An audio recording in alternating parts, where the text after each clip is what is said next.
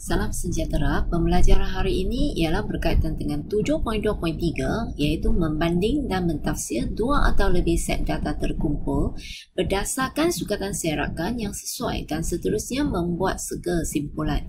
Jadi sukatan serakan yang sesuai di sini bergantung kepada keadaan apa yang kita nak kaji. So biasanya kita akan rujuk kepada sukatan serakan iaitu min dan juga sisihan piawai. Sekarang marilah kita perhatikan contoh 12 pada buku teks. Seorang ahli botani menyemai 40 sampel anak benih pokok bunga raya daripada dua hibrid yang berbeza, A dan B. Diameter bagi kedua-dua hibrid ini diukur bagi tujuan pengawasan dan pengawalan rapi supaya pokok bunga raya menghasilkan kelopak yang mekar. Jadual kekerapan di bawah menunjukkan diameter bunga bagi hibrid A dan juga hibrid B. Baik, jadi dalam jadual ini telah diberikan tentang diameter kelopak bunga untuk kedua-dua jenis hibrid A dan B. Kalau kamu perhatikan di sini, untuk hibrid A, diameter kelopak bunga mula daripada 13.5 hinggalah 15.4. Bilangan kelopak bunga ini adalah lebih banyak bandingkan dengan diameter ini. Manakala untuk hibrid B, kalau kamu perhatikan, lebih banyak bunga dengan diameter kelopak bunganya dari dalam julat di sini, iaitu 13.0 hingga 14.4. Okay, tapi kita akan kaji nanti macam mana kita nak berikan justifikasi. Sekarang kamu perhatikan kehendak soalan. Berdasarkan min dan sisihan piawai, tentukan hibrid bunga raya yang menghasilkan kelopak bunga yang lebih mekar dan konsisten. Berikan justifikasi anda. Baik, jadi apa yang dimaksudkan dengan kelopak bunga yang lebih mekar? Maksudnya mestilah dengan diameter yang lebih besar. Okay? Yang lebih panjang. Jadi sekarang kita perhatikan untuk menghasilkan kelopak bunga yang lebih mekar, semasa kita nak buat perbandingan antara hibrid A dan hibrid B, kita akan rujuk kepada nilai min. Okay? Kita akan rujuk kepada nilai min mereka. Seterusnya untuk hibrid mana yang lebih konsisten, kita perlu rujuk kepada sisihan piawai. Baik, apa yang maksudkan dengan konsisten?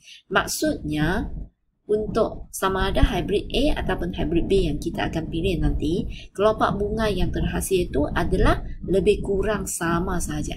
Nilai diameter kelopak bunga tak akan lari jauh. Itu yang dikatakan sebagai konsisten.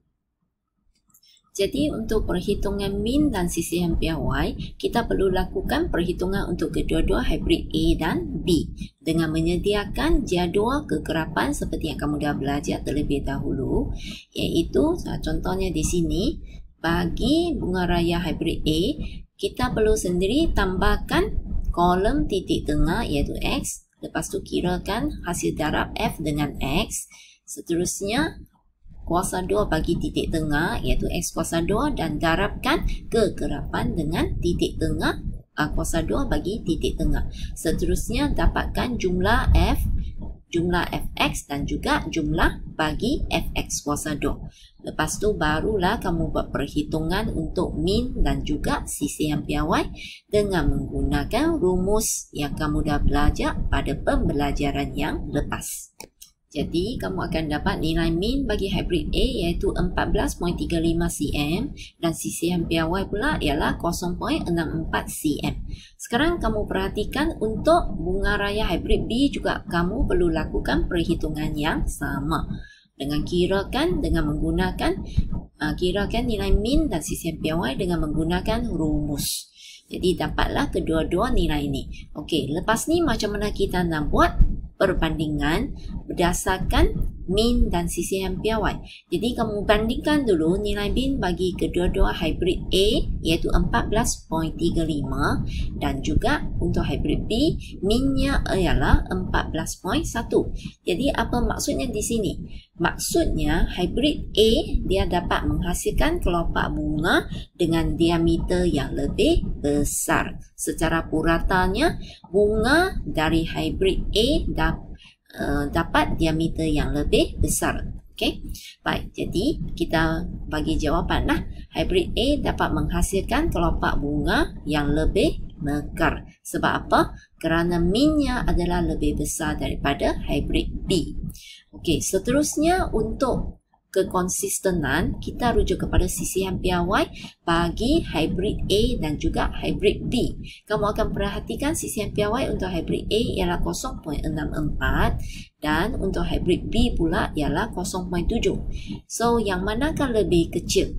Okay. Kalau nilai sisihan piawai lebih kecil, maksudnya diameter kelopak bunga itu adalah lebih konsisten dari segi pertumbuhannya. Maksudnya, serakan nilai untuk diameter kelopak bunga adalah lebih kecil. Okey, serakannya lebih kecil.